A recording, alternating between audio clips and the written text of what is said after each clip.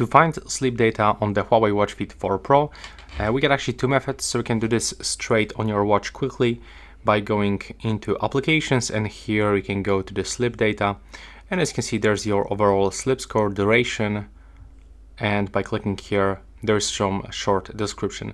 But if you want to get more information, you will have to swipe up like so you can find sleep stages, the full sleep, and the average heart rate, the SpO2, respiratory rate, and there's some information about no records, but for sure it's not about this one.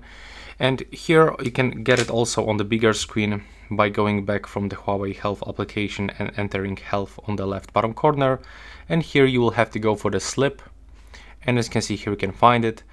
So there's definitely much more information when you go to show more.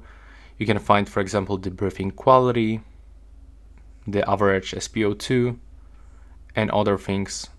So yeah, that will be all, and thanks for watching.